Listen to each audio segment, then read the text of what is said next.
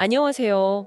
오늘은 항공우주 분야, 특히 스페이스X 말고 다른 기업들 있잖아요. 로켓랩 같은 네네. 이런 기업들의 주가 상승세가 요즘 정말 눈에 띄는데 이 배경을 좀 깊이 파고들어 볼까 합니다. 뭔가 단순히 주가만 오르는 건 아닌 것 같아요. 맞습니다. 뭐 겉으로 보면 그냥 개별 기업들 호재 같지만 그 안을 들여다보면요. 이게 미국의 국방 전략 변화라든지 또 국제적인 협력 강화 같은 좀 더 큰 흐름하고 연결돼 있거든요. 아하, 오늘은 그 연결고리를 좀 집중적으로 살펴보는 게 좋겠습니다. 네, 바로 그 지점이 아주 흥미로운데요. 우선 최근 시장 움직임부터 보면 에어로바이온먼트가 16%, 조비 에비에이션이 11.3%, 그리고 로켓랩. 와, 로켓랩은 무려 11.7%나 급등하면서 신고가를 딱 찍었어요. 그렇죠. 특히 로켓랩은 올해 들어서만 벌써 42%나 올랐다고 하니 이 상승세가 정말 대단합니다. 왜 이렇게 주목받는지 그 이유부터 좀 짚어주시죠. 네. 이게 가장 직접적인 배경 중 하나는 역시 미국의 국방 예산 기조 변화를 좀 봐야 합니다. 국방 예산이요? 네. 현 트럼프 행정부하고 국방부가 내놓은 2026년 예산 요충안을 보면요. 예전처럼 F-35 전투기나 큰 군함 같은 아주 비싼 무기체계 있잖아요. 네, 전통적인 것들. 그런 것보다는 소형 드론이라든지 아니면 미사일 방어 시스템 같이 좀 비대칭 전략이라고 하죠. 이런 쪽에 더 무게를 싣는 분위기예요. 아, 그렇군요.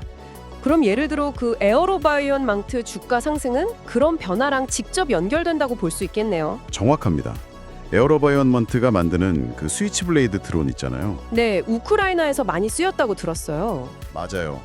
그게 아주 효과를 봤죠. 작고 정밀 타격이 가능한데 비교적 저렴해요.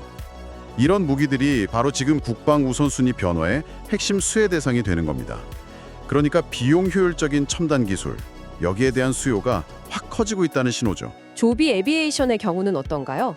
거기는 전기 수직 이착륙 항공기, 그 EVTOL 개발로 주목받는데 이것도 국방이랑 연결이 되나요? 네, 조비도 마찬가지입니다. 이미 미 국방부랑 공군하고 협력 관계를 맺고 있어요. 사람이나 물자를 좀 더 빠르고 또 뭐랄까 다양한 환경에서 수송할 수 있는 새로운 형태의 항공기에 군의 관심이 아주 크거든요. 그렇군요. 게다가 이제 미 연방항공청 FAA 인증 절차에서도 꽤 진전을 보이고 있어서 이게 그냥 상업적인 가능성뿐만 아니라 국방 분야에서의 활용 기대감, 이것도 같이 주가에 반영되고 있다, 이렇게 볼 수 있습니다. 국방 혁신의 또 다른 축인 거죠. 미국 내의 이런 변화 말고 국제적인 요인도 아까 중요하다고 하셨잖아요. 그렇습니다. 또 하나 큰 흐름이 바로 나토 회원국들의 움직임인데요. 국방비 지출을 GDP의 최대 5%까지 늘리기로 합의했다는 점, 이걸 주목해야 합니다. GDP의 5%요? 엄청난데요? 네, 이게 핵심 국방비 3.5%에 더해서 위성 프로젝트 같은 우주 기술이나 사이버 안보 같은 관련 분야 투자 1.5%가 포함될 수 있다는 거예요. 아, 우주 기술도요? 네, 2035년까지 이 목표를 달성하기로 했고 중간 점검도 2029년에 하기로 했어요. 트럼프 대통령의 요구에 좀 부응한 측면도 있고요. 그렇군요. 단순히 탱크나 전투기 사는 걸 넘어서 우주 기업들한테까지 영향을 줄 수 있다는 말씀이시네요. 네, 특히 위성통신, 정찰, 내비게이션 이런 우주 기술의 전략적 중요성이 점점 커지고 있잖아요. 그래서 나토 차원에서도 공동 투자나 협력이 강화될 가능성이 아주 큽니다. 이건 미국 기업뿐 아니라 관련 기술을 가진 여러 나라 기업들한테도 새로운 기회가 될 수 있는 거죠. 바로 이 대목에서 로켓랩 이야기가 자연스럽게 나오네요.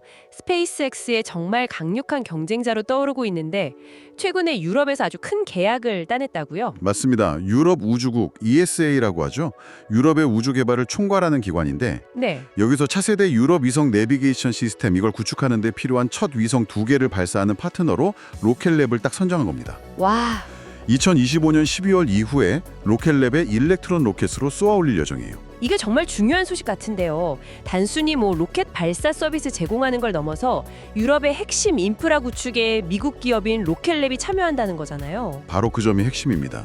이게 뭘 의미하냐면 유럽이 자기들만의 우주 역량을 강화하면서도 그동안 좀 의존도가 높았던 특정 기업, 스페이스X 같은 곳이죠. 여기에 대한 의존도를 낮추고 신뢰할 수 있는 파트너를 좀 다변화하려는 움직임으로 볼 수 있어요. 아하, 다변화. 그렇죠. 로켓랩의 기술력이나 신뢰도가 이제 국제적으로 인정을 받고 있다는 아주 강력한 증거고요. 아까 말씀하신 연초 이후 42% 급등, 이런 주가 상승세를 뒷받침하는 실질적인 성과라고 할 수 있습니다. 스페이스X 말고도 경쟁력 있는 대안들이 계속 나오고 있다. 시장 구도가 바뀌고 있다. 이걸 보여주는 거죠. 그렇군요. 정리를 좀 해보면 그러니까 미국의 국방 예산 우선순위가 바뀌고 있고 또 나토 동맹국들은 국방비를 늘리기로 약속했고 그리고 로켓랩 같은 기업이 유럽의 아주 중요한 프로젝트를 따내는 이런 구체적인 사건들이 다 맞물리면서 네, 맞물리면서 스페이스X의 대안으로 꼽히는 항공우주 기업들이 강력한 성장 동력을 얻고 있다. 이런 이야기네요. 특히 로켓랩 주가가 계속 오르는 게 이 흐름을 아주 명확하게 보여주는 것 같고요. 맞습니다. 이게 단순히 어떤 기업의 주가나 투자 이런 차원의 이야기가 아니에요. 이제 상업 항공우주 기술이 국가 안보 전략이나 국제적인 핵심 인프라 구축에 얼마나 아주 깊숙이 통합되고 있는지를 보여주는 중요한 단면이라고 할 수 있습니다. 기술 발전하고 지정학적인 구도가 정말 맞물려서 돌아가고 있는 거죠.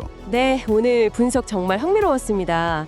들어보니까 앞으로 이 분야가 얼마나 더 역동적으로 변해갈지 정말 기대가 되는데요. 그렇죠. 여기서 우리가 한 가지 더 생각해 볼 질문은 이런 겁니다. 이렇게 여러 기업들이 기술력을 막 내세우면서 주요 계약을 따내려고 치열하게 경쟁하는 구도가 더 심화될 때 과연 다음 혁신의 물결은 어떤 모습으로 나타날까요? 그리고 또 특정 기술이나 기업에 대한 국가 간의 의존성 문제, 이건 또 앞으로 어떻게 변하게 될까요? 이런 부분들을 앞으로 계속 주목해서 봐야 할 것 같습니다.